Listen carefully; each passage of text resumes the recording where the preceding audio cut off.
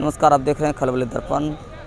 हमारी उपस्थिति अभी राजगीर के प्रांगण में है और बीजेपी को हराने की एक खास तैयारी को लेकर के आज चिंतन शिविर यानी संकल्प शिविर का आयोजन किया गया है और बिहार के कई दिग्गज नेता यहां पर उपस्थित हो रहे हैं। लगातार चिंतन शिविर का आयोजन किया जा रहा है और भक्त चरण दास ने जो खास चर्चाएं की, इसमें उन्होंने स्पष्ट रूप से कहा है कि किसी भी कीमत पर हम सत्याग्रह पे उतरेंगे और लगातार सत्याग्रह कर जनताओं को, आवाम को जागरूक करने का प्रयास करेंगे। और इस संबंध में इनका क्या कुछ कहना है, ये किस प्रकार का विचार रखते हैं, आइए सीधे इनसे जुड़ते हैं और जानते हैं। में हुआ था और आज बिहार के राजगीर जो ऐतिहासिक स्थल है, जहाँ महापुरुषों ने देश को राजनीतिक दिशा निर्देश दिया था, भगवान बुद्ध की जगह, भगवान महावीर की जगह है। यहाँ एक पवित्र पावन भूमि पर बिहार के सारे कांग्रेस जन वहाँ इकट्ठा हुए हैं।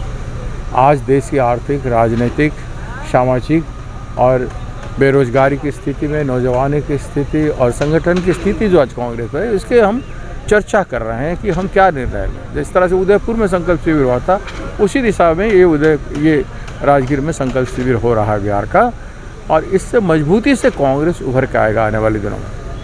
सर, बेरोजगारी की बात बोल रहे हैं तो बेरोजगारी तो जैसा कि आप जान रहे हैं, हर क्षेत्र में हर युवा आज के डेट में बेरोजगार है। इस पर क्या कुछ कहना चाहेंगे बेरोजगारी? यही तो विडम्बना है कि आज बेरोजगार के सवाल को राज्य की सरकार और केंद्र की सरकार सवाल को फेस नहीं कर पा रहे हैं, सामना नहीं कर पा रहे हैं, और धर्म जात पात की लड़ाई पे उतर के जनता को, नौजवानों को गुमराह कर रहे हैं।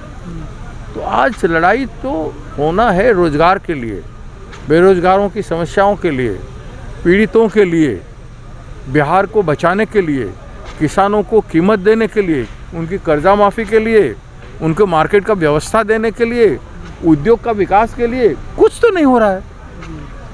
तो बेरोजगार का हल कैसे होगा? इसीलिए लोगों को दिशाहीन करने का प्रयास है राज्य और केंद्र सरकार। जैसा कि लगातार वर्तमान सरकार के द्वारा महंगाई को बढ़ाया जा रहा है, इस पर आप क्या कुछ कहना चाहेंगे? महंगाई बढ़ाते चल रहे हैं क्योंकि वो अर्थव्यवस्था को संतुलित संचालन नहीं कर पा रहे हैं, संचालन करने में अक्षम है। देश की जीडीपी घट रहा है, देश की हालत बहुत बुरा है, इन्फ्लेशन बढ़ रहा है। ऐसी स्थिति में वो क्या कर सकते हैं? तो आज ये सारे मुद्दों को लेकर, नैरेटिव को लेकर कांग्रेस पार्टी आने वाले दिनों में सत्याग्रह के आंदोलन करने जा रहा है। लगातार जैसा कि बेरोजगारी और महंगाई के खिलाफ कांग्रेस पार्टी जो आवाज़ उठाते रहे हैं, पर वर्तमान सरकार इस पर जू लेने का नाम तक नहीं ले रही है और भी महंगाई बढ़ती ही जा रही है। आगे क्या कुछ करेंगे कांग्रेस पार्टी? सत्याग्रह में उतर आ रहे हैं। सत्याग्रह निरंतर चलेगा, आगे लंबी सत्याग्रह होगा, हर जिले में, हर प्रखंड में, हर मंडल में और स्टेट लेवल पर बहुत सारे सत्याग्रह की प्रक्रिया किया जाएगा। भारत जोड़ो का आंदोलन होगा, गांधी जी के दिखाए हुए मार्ग पर होगा। एक सवाल है कि भारत में अगर बात करें बीजेपी की जो प्रभुत्ता है वो धरातल पे बनी हुई है, इसको कैसे आप अगले 2024 में उखाड़ फेंकने की रणनीति बनाई जाएगी, इसको लेकर के क्या कुछ? देखिए, बीजेपी की तानाशाही, ये प्रभुत्ता, क्या प्रभु हैं आप? ईश्वर हैं आप, राजा हैं आप, किंग हैं। ये आज़ाद मुल्क में क्या ये सब चलेगा?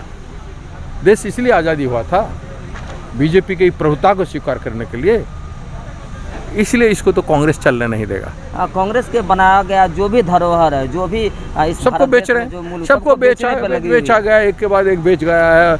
अदानी का पैसा बढ़ा रहा है, अदानी को दे रहा है, अंबानी को दे रहा है, बड़े बड़े पूंजीपतियों को दे रहा है, लेकिन ये चलेगा नहीं।